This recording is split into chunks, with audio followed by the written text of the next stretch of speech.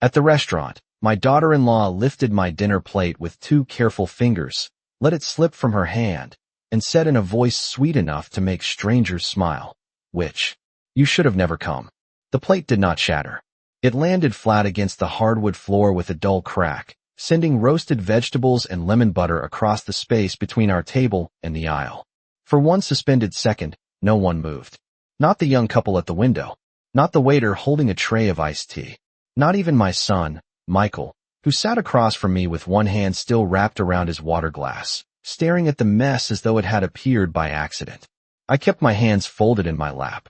That was the first thing I noticed later, when I replayed the moment in my mind. My hands did not shake. They did not reach for my purse or the napkin or the edge of the table. They stayed exactly where I had placed them, one over the other, like a woman waiting for grace before supper.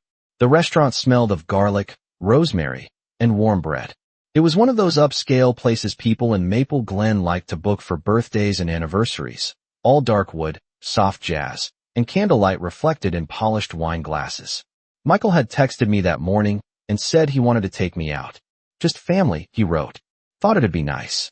That one sentence had been enough to set me in motion. At 68, a mother can still be foolish where her child is concerned. I had stood in front of my closet for 20 minutes before choosing the navy blouse Harold always liked, the one he said made my eyes look brighter.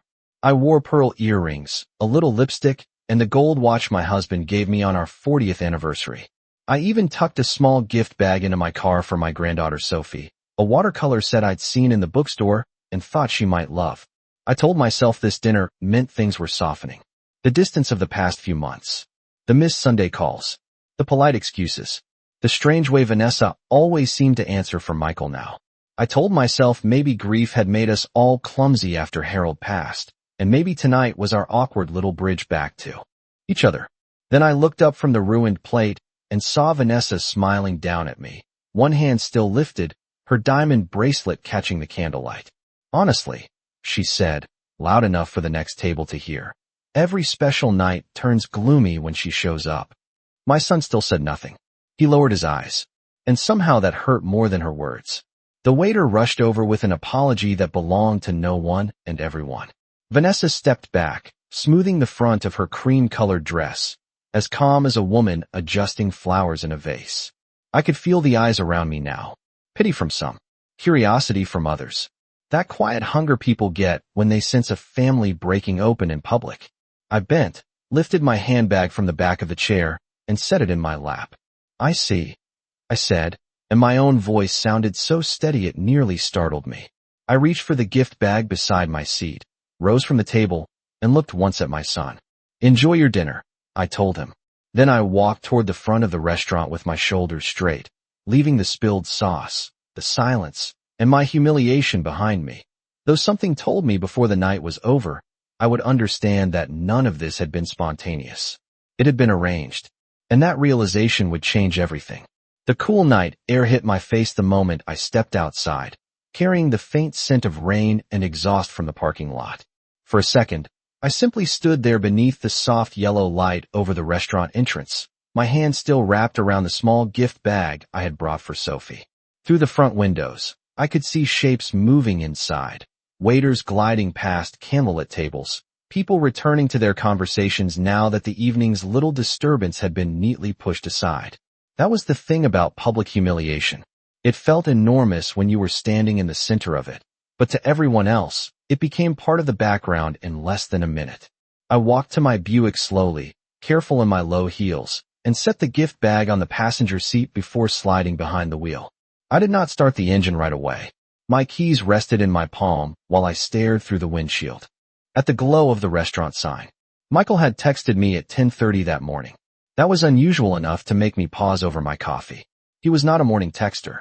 Harold used to laugh about that, saying our son had inherited his mother's love of sleep and his father's dislike of small talk. But the message had been warm, almost boyish. Dinner tonight? Just us and Vanessa. 6:30 at Bellamy House. Thought it would be nice. I had read it twice, then once more after that, letting those last 4 words settle into places in me that had gone quiet over the past year. Thought it would be nice. It had been 11 months since Harold passed, and grief had changed the weather inside my family. Nothing dramatic at first. No slammed doors or shouted accusations. Just small shifts. A holiday meal moved to another house without much notice. A Sunday visit shortened because Vanessa was tired. A school recital where I somehow ended up seated 3 rows behind people I did not know while strangers occupied the family section. Each moment had been tiny on its own, easy enough to excuse. People are busy. Young families are stretched thin. Everyone grieves differently. I had said all those things to myself so many times they began to sound like prayer. That morning, after Michael's message, I had even allowed myself a little foolish hope. I polished the kitchen counters. I watered the fern by the sink. I stood at the hall mirror longer than usual, adjusting my earrings and thinking that maybe my son had finally noticed the distance growing between us and wanted to mend it before it hardened into something permanent.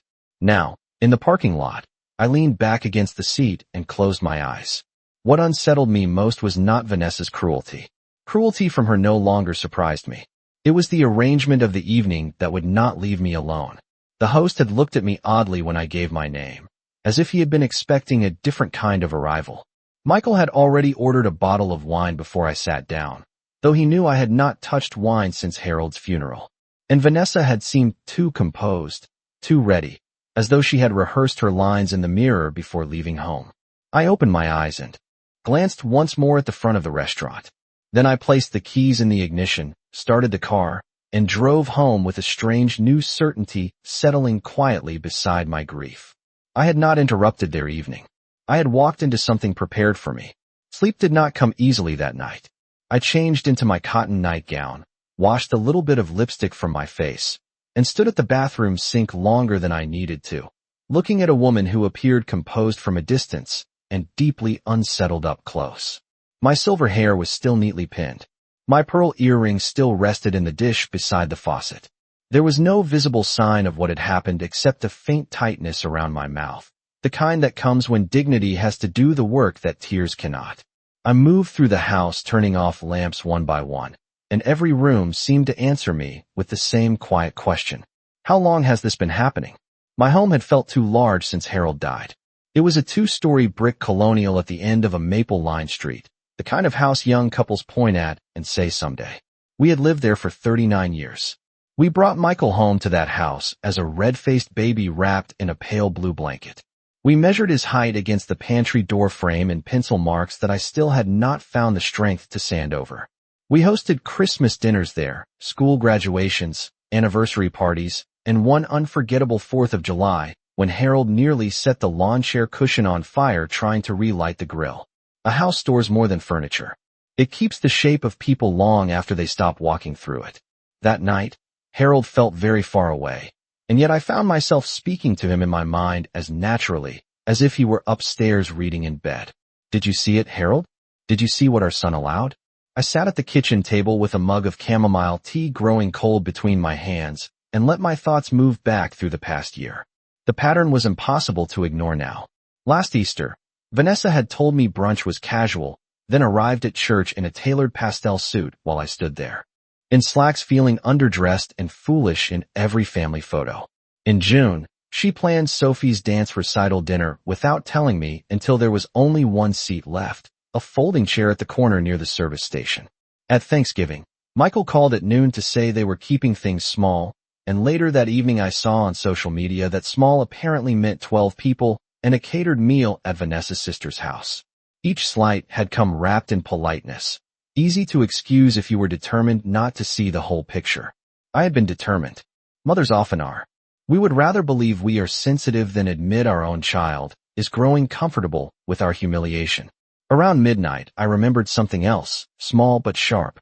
When I arrived at the restaurant, the hostess had glanced toward the back before smiling at me. Not a welcoming smile, a checking smile. And the table itself had been odd. For place settings, not 3. One had been removed just after I sat down, as if someone had changed the plan at the last minute or wanted me to notice that another seat had been meant for a witness, or perhaps a buffer. I could not be sure, but the memory settled heavily in me. This was no spontaneous outburst over dinner. It had structure. It had timing. It had the careful chill of something discussed beforehand.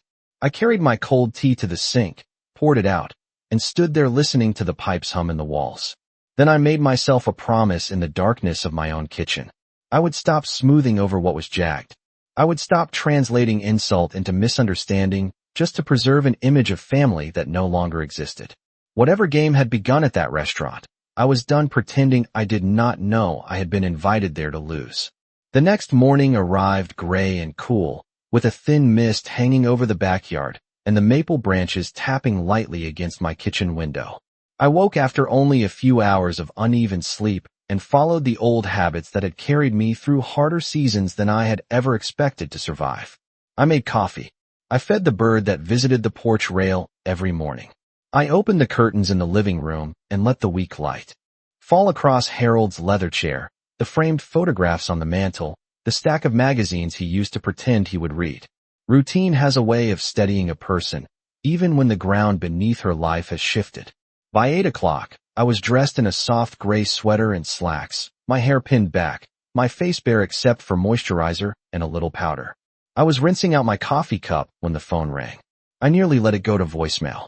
Too many calls after a family disgrace come dressed as concern when they are really just attempts to control the story. But when I saw the name on the screen, I answered. It was Grace Holloway. Grace and Harold had grown up 2 streets apart, and after she became a paralegal in town, she handled more wills, trusts, and difficult family conversations than most preachers.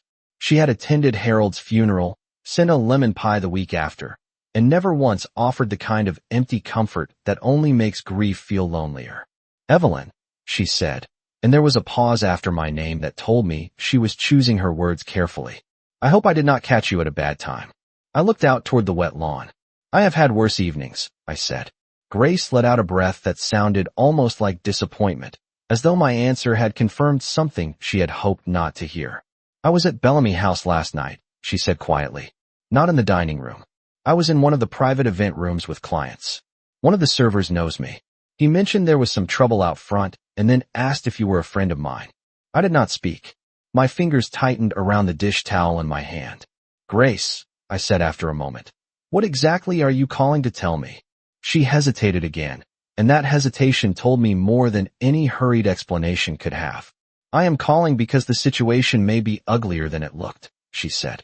The hostess recognized your name before you arrived. Vanessa had called earlier in the afternoon.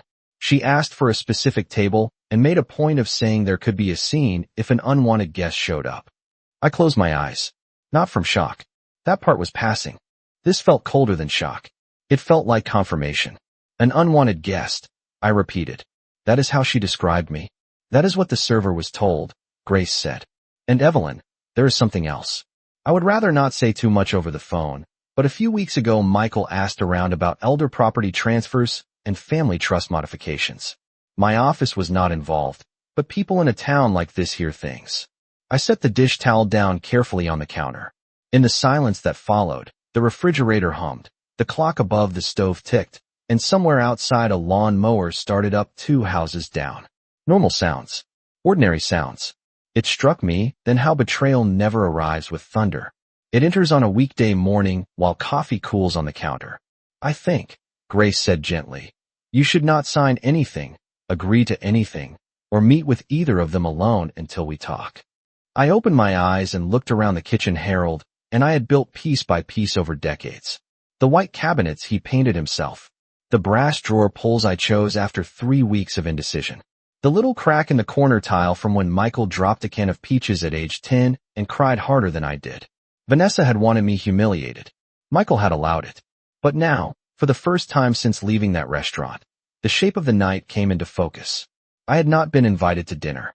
I had been summoned to a performance. And whatever came next would not be about hurt feelings. It would be about what they thought they could take from me. After I hung up with Grace, I stood in my kitchen for a long time with one hand resting on the counter and the other pressed lightly against the edge of the sink, as though my body needed proof that something in my life was still solid. Outside, the mist had begun to lift, leaving a pale wash of sunlight over the lawn. The neighborhood looked ordinary. A delivery truck rolled past. Mrs. Dalrymple from across the street bent to pick up her newspaper in a quilted robe and house shoes. Somewhere, a dog barked twice and then fell silent. The world had the nerve to remain calm while my understanding of my own family rearranged itself into Something colder and far more exact. I poured a second cup of coffee and carried it into Harold's study. I still thought of it as his, though the room belonged to memory now more than to any living person. His reading glasses sat folded on the desk beside a brass lamp. The framed photograph of the two of us at Cape Cod was still turned slightly toward the chair, as though he had been looking at it and planned to return. I sat down in the leather chair across from the desk and let my eyes move around the room. There are moments in life when grief softens you, and there are moments when it sharpens every edge you have been trying not to notice. This was the second kind. Michael asking about property transfers was not random. Vanessa arranging that table and warning the staff about an unwanted guest was not a tantrum. They were building towards something. The humiliation at the restaurant had not been the point. It had been preparation. A way to make me feel small, unstable, and out of place before the real request arrived. Once I saw that, other things I had ignored began lining up with uncomfortable precision. 3 months earlier, Michael had offered to help me simplify my finances. He used that word exactly. Simplify. He had stood right there in my kitchen with his car keys in his hand, speaking gently, almost tenderly, about how difficult paperwork could become after a certain age. Vanessa had added that there were safer ways to manage large assets now, and that too much responsibility could become overwhelming for someone alone. At the time, I told myself they were clumsy, not calculating. I even thanked them for caring. A week after that, Vanessa had asked whether I had ever thought about downsizing. She said the stairs in my house made her nervous and that a smaller place near town would be more practical. More practical for whom? I wondered now. Then there had been the strange question about Harold's trust. We were at Sophie's soccer game, and Vanessa had asked, in that polished voice of hers, whether Harold had left everything in a simple will or set it up in a more complicated way. I remember smiling faintly and saying Harold believed in careful planning. She smiled back, but her eyes had sharpened for half a second, the way people look when they hear a door lock where they expected it to swing open. I set my coffee down on the coaster Harold always used and leaned back in the chair. The anger I felt was not loud. It did not race through me like fire. It settled more quietly than that, with the weight of truth finally acknowledged. They had mistaken my manners for weakness. They had mistaken my grief for confusion. They had mistaken age for surrender. I reached for the legal pad Harold kept in the top drawer and began writing down every conversation I could remember, every odd remark, every offer that had sounded generous until I looked at it through the lens of motive. By the time I finished the first page, my handwriting had grown steadier, not shakier. That steadiness comforted me. It told me I was not losing my grip. I was finding it. And as the house held its familiar silence around me, one thought settled so firmly in my mind that it no longer felt like fear. It felt like certainty. They were going to come back soon, smiling and reasonable, ready to explain away the restaurant, ready to call it a misunderstanding, ready to ask me for something that would cost me far more than a dinner ever could. When they did, I intended to be ready. Grace came by just after lunch, carrying a plain leather folder and a grocery store blueberry pie she set on the counter as if this were an ordinary visit between old friends. That was one of the things I had always admired about her. She knew how to walk into disaster without feeding it. I made us coffee, and we sat at the kitchen table where Harold used to spread out tax papers every March and complain about numbers as though they had personally offended him. The sunlight had strengthened by then, falling across the wood grain in long gold strips, and for a strange moment the room looked almost cheerful. Grace waited until I sat down before opening the folder. "I did some checking this morning," she said. "Nothing improper. Only what could be confirmed through ordinary channels." I nodded once. And, into meaning, revenue losses, a commercial loan, a restructuring request. Another page showed a second mortgage on the house Michael and Vanessa bought 3 years earlier, the one with the white columns and the circular driveway Vanessa loved to photograph at Christmas. There were more documents after that, each one neat, factual, and devastating in its own quiet way. Credit balances, liens, delinquent vendor notices. Not ruin, not yet, but strain serious enough to make desperate people start looking around for softer ground to stand on. "They are in trouble," Grace said. "Not the kind they can smooth over with a dinner party and better manners." I looked down at the papers again, at my son's name printed in black ink beside obligations he had never mentioned. Michael had always been ambitious. Even as a boy, He treated lemonade stands like a corporate launch. Harold used to say that drive would carry him far if he learned the difference between confidence and appetite. Apparently, he never had. So this is about money, I said, though by then I already knew. Grace folded her hands. I believe it is about control first and money second. If they can persuade you that you are too shaken, too isolated, or too old to manage things alone, then they can position themselves as the reasonable solution. I let that sit with me. It fit too well. The concern about the stairs, the offers to help with paperwork, the questions about the trust. Even the cruelty at the restaurant now looked less like malice for its own sake and more like strategy. Humiliate me in public. Make me appear fragile. Added a conduct clause, Grace said. If any direct heir attempts coercion, public humiliation, manipulation related to competency, or pressure regarding property transfer, that person can be restricted or suspended from discretionary benefit. I stared at her. Wait. On Thursday afternoon, Michael finally called. His voice was careful in the way people become careful when they need something and are not yet sure what they can get away with asking. Room when the dirtier parts of my family finally surfaced. Saturday came warm and bright. One of those early fall afternoons when the air is soft but the leaves have just begun to think about turning. His books lined the shelves. His photograph with Michael at age 12 stood on the side table beside the sofa. I poured coffee into the pale blue cups and passed the plates. Vanessa thanked me too brightly. Michael cleared his throat twice before speaking. Mom, he said, holding the cup but not drinking from it. We wanted to come because things got ugly the other night, and that was not how either of us wanted things to go. I looked at him over the rim of my cup. No, I asked. Vanessa jumped in before he could answer. I was emotional, she said.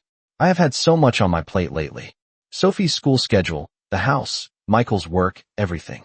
I was already overwhelmed, and then dinner just became tense. Again with the soft words. Tense. Emotional. As if the floor had simply attracted my dinner out of sympathy. I set my cup down on its saucer. I see, I said. Michael leaned forward, elbows on his knees, adopting the earnest posture he used as a teenager when explaining a dent in the car or a late report card.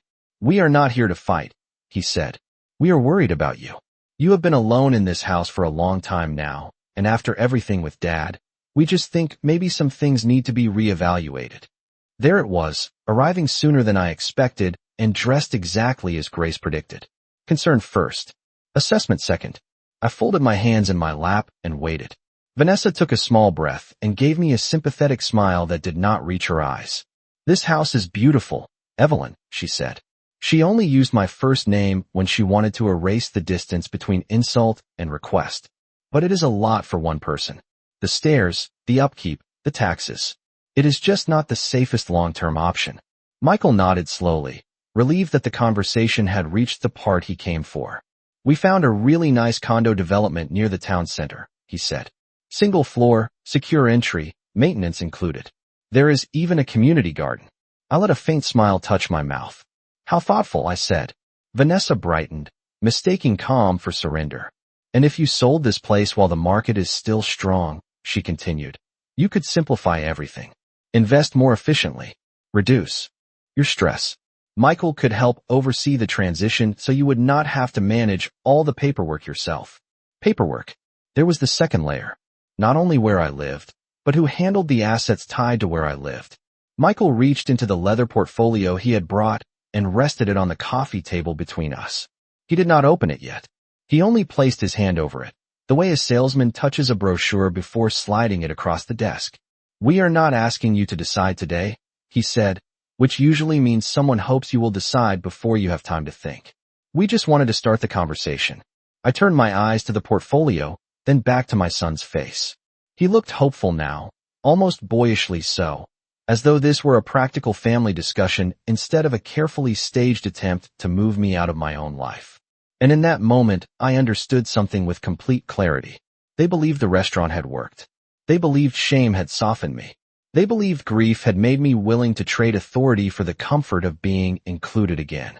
So I lowered my gaze, let a silence gather, and gave them exactly what they were waiting for. Perhaps, I said quietly, it is time we talked seriously about what happens to this house. The effect was immediate. Vanessa relaxed first, her shoulders easing as though she had just heard the lock click on a door she had been trying to open for months. Michael leaned back into the sofa cushion and finally took a sip of coffee, the tension in his jaw loosening by degrees. Neither of them understood that my agreement was not surrender. It was invitation. I knew you would see reason, Vanessa said softly, setting her cup down with careful grace. This is not about taking anything away from you. It is about protecting you. Protecting me. The word landed between us like perfume sprayed over something spoiled. I lowered my eyes, letting my fingers rest against the arm of the chair, and made my voice quieter than usual. I have been very tired lately, I said. Since Harold passed, everything has felt heavier than I expected. That part, at least, was true. Michael nodded at once, grateful for any sign that would confirm the story they wanted to tell. Themselves. Exactly, he said.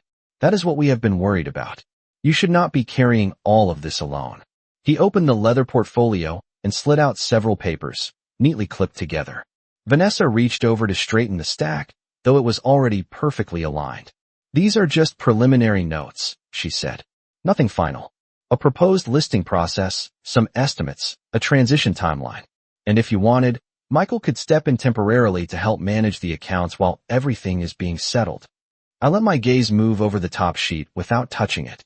A real estate valuation. A projected sale window. Recommendations for asset consolidation. They had come prepared down to the last detail. More prepared, in fact, than people usually are when they claim a conversation is only beginning. You have done a great deal of planning, I said. Michael gave a small, sheepish smile. We just wanted to make things easier. I looked at him then. Really looked. The boy who used to bring me dandelions from the backyard had been gone a long time, I realized. In his place sat a man willing to let his wife humiliate his mother in public and then arrive in her living room with baked sweets and paperwork, hoping shame had softened the ground enough for profit to take root. I did not raise my voice. I did not push the papers back across the table. Instead, I stood and crossed quietly to the secretary desk by the window. I heard Vanessa's quick little intake of breath behind me, the sound of a person who thinks a negotiation is about to become inconvenient.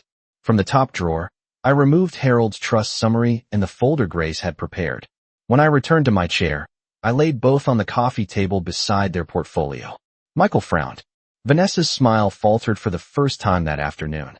Before we discuss what happens to this house, I said, there are a few things I think we should clarify. My tone was calm enough to make interruption seem childish. For one thing, Bellamy House confirmed that I was not an unexpected guest the other night. I was anticipated. In fact, the staff had been warned there could be a scene if I arrived. Vanessa's face changed in small stages. First surprise, then calculation, then the brittle stillness of someone trying not to show fear. Michael looked at her sharply. What is she talking about? He asked. Vanessa gave a short laugh that convinced no one. I only meant the evening might be awkward. I turned my eyes to my son. Awkward is not the word I would choose for having my presence described as unwanted before I walked through the door. He opened his mouth, then closed it again. I let the silence do its work. And because your father was a careful man, I continued, resting one hand lightly on the trust summary. He included protections in case anyone ever tried to pressure me into surrendering control of my home, my finances, or my legal authority through humiliation, coercion, or claims about my competency. Michael went very still. Vanessa stared at the document, as if it might rearrange itself if she looked hard enough. Any heir who does that, I said, can be restricted from discretionary benefit. The room changed after that. You could feel it in the air, the way weather shifts before rain. Their confidence drained so quickly it was almost visible. Michael's color faded. Vanessa's hand slipped from the edge of the portfolio and folded into her lap. I did not need to accuse them further. I did not need to explain the filings Grace had found, or the strain in their finances, or how transparent their concern had become once placed beside a stack of sale estimates. Their own faces told the story well enough. I rose, smoothed the front of my sweater, and looked down at the son I had loved all my life and the woman who had mistaken cruelty for leverage. This house, I said, will remain exactly where it is. So will I. What changes next will depend entirely on whether either of you still understands the meaning of decency. Then I picked up the silver-wrapped watercolor set from the side table, placed it gently in Michael's hands for Sophie, and opened the front door. Neither of them argued on the way out. They left quietly, like people backing away from a deal they suddenly realized had never been theirs to make.